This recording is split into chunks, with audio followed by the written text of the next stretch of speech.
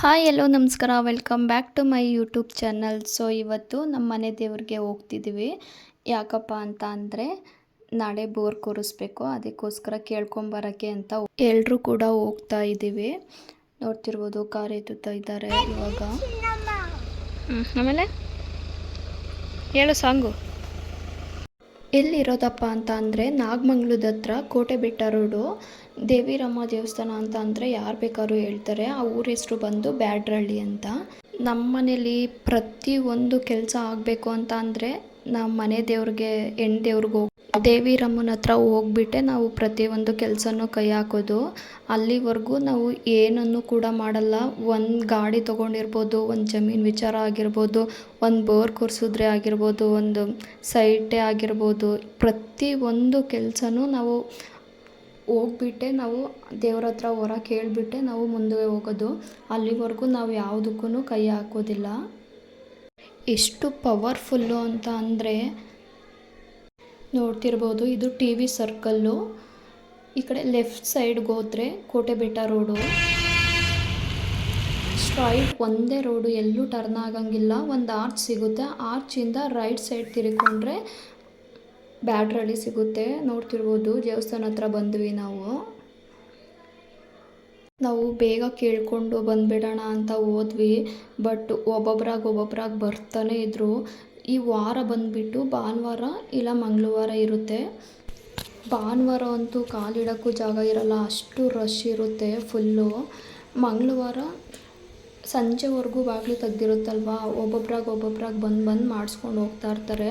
ಅಷ್ಟು ಪವರ್ಫುಲ್ ಅಂತಲೇ ಹೇಳ್ಬೋದು. ಏನೇ ಒಂದು ಕೆಲಸ ಆಗಬೇಕು ಅಂತ ಅಂದರೆ ದೇವಿರಮ್ಮನ ಹತ್ರ ಹೋಗಿ ವರ ಕೇಳ್ಕೊಂಡು ಹೋದರೆ ಸಾಕು, ಆ ಕೆಲಸ ಆಗೇ ಆಗುತ್ತೆ. ನೋಡ್ತಿರ್ಬೋದು ನೀವೇ ಟೆಂಪಲ್ ಯಾವ ಥರ ಇದೆ ಅಂತ, ತುಂಬಾ ಸಕ್ಕತ್ತಾಗಿದೆ. ಜನಗಳು ಮಾತ್ರ ನಾವು ದೇವ್ರು ಕೇಳೋಕ್ಕೆ ಅಂತ ಬಂದಿದ್ವಿ. ನಾವು ಕೇಳಬೇಕು ಅಂತ ಕೂತ್ಕೊತಾನೆ ಇದ್ದೀವಿ, ಬರ್ತಾನೆ ಇದ್ದಾರೆ ಪೂಜೆ ಮಾಡ್ಸೋಕ್ಕೆ. ಇವಾಗ ಪೂಜೆ ಮಾಡಿಸೋಣ ಅಂತ ಒಳಗಡೆ ಬಂದ್ವಿ. ನೋಡಿ ಇದೆ ದೇವಿರಮ್ಮನ ವಿಗ್ರಹಗಳು. ನಾವು ಬರೋ ಅಷ್ಟರಲ್ಲೇ ಆಲ್ರೆಡಿ ಪೂಜೆ ಎಲ್ಲ ಸ್ಟಾರ್ಟ್ ಆಗಿತ್ತು. ಸ್ವಲ್ಪ ಜನ ಎಲ್ಲ ಬಂದು ಎಲ್ಲ ಪೂಜೆ ಎಲ್ಲ ಮುಗಿಸಿ ಹೋಗ್ತಾನೆ ಇದ್ದರು. ನಾವು ಬಂದಿದ್ದೆ ಅಲ್ಲೇ 1 ಗಂಟೆ ಆಗಿತ್ತು. ಸೊ ಪೂಜೆ ಎಲ್ಲ ಮುಗಿಸಿ ನಮಸ್ಕಾರ ಮಾಡಿ ಹೊರಗಡೆ ಬಂದ್ವಿ. ಇನ್ನೊಂದು ದೇವಸ್ಥಾನ ಇದೆ, ಅಲ್ಲಿ ಪಟ್ಟಕ್ಕಾದರೂ ಕೂತ್ಕೊತಾರೆ, ಇಲ್ಲ ದೇವರೇನಾದರೂ ಬಂದು ಮೈ ಮೇಲೆ ಅದನ್ನಾದರೂ ಹೇಳುತ್ತೆ. ಫಸ್ಟು ಅವ್ರಿಗೆ ಏಜ್ ಆಗಿಬಿಟ್ಟೈತೆ ಆಲ್ರೆಡಿ ಫುಲ್ಲು. ಅವ್ರು ಹಂಗಾದ್ರೂ ಮೈ ಮೇಲೆ ಬಂದು ದೇವಿರಮ್ಮ ಏನು ಬೇಕು ಹೇಳುತ್ತೆ. ಇದು ಬಂದು ಮಾಸ್ತಮ್ಮ. ನೋಡಿ ಮಾಸ್ತಮ್ಮನ ಕಲ್ಲೆಲ್ಲ ಇದು ಮಾಡಿದ್ದಾರೆ. ನೋಡಿ ಎಷ್ಟು ಜನ ಕೇಳೋಕ್ಕೋಸ್ಕರನೇ ವೆಯ್ಟ್ ಮಾಡ್ತಿದ್ದಾರೆ. ಪೂಜೆ ಎಲ್ಲ ಮಾಡಿಸ್ಕೊಂಡು ಹೋಗೋರು ಸ್ವಲ್ಪ ಜನ ಹೋದರು. ಇವಾಗ ಮೈ ಮೇಲೆ ಬಂದಿದೆ.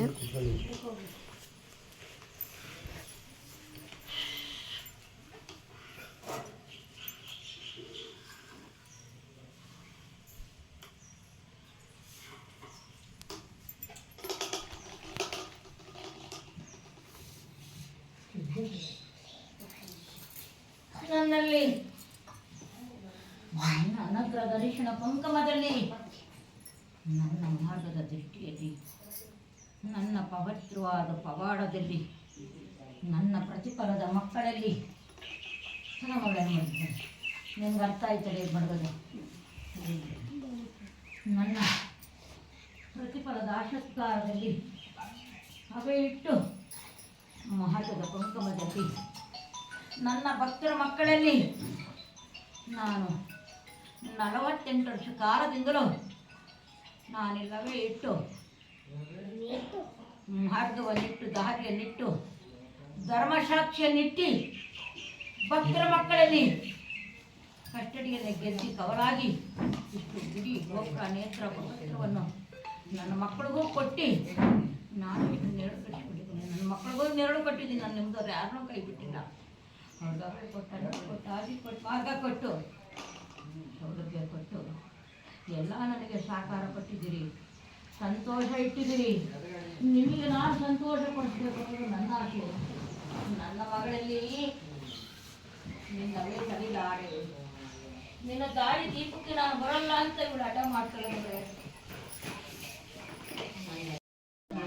ಮಾಡಿಸ್ಕೊಳ್ಬೇಕು ಮಗಳೇ, ಮಾಡಿಸ್ಕೊಳ್ಬೇಕು. ಯಾಕೆ ಅಂದರೆ ನನ್ನ ನೆಮ್ಮದಿ ನೀವೆಲ್ಲ ಬಂದಿದ್ದೀರಿ. ನಾವು 7 ಜನ ಅಕ್ಕ ತಂಗಿಯರ ನೆಮ್ಮದಿ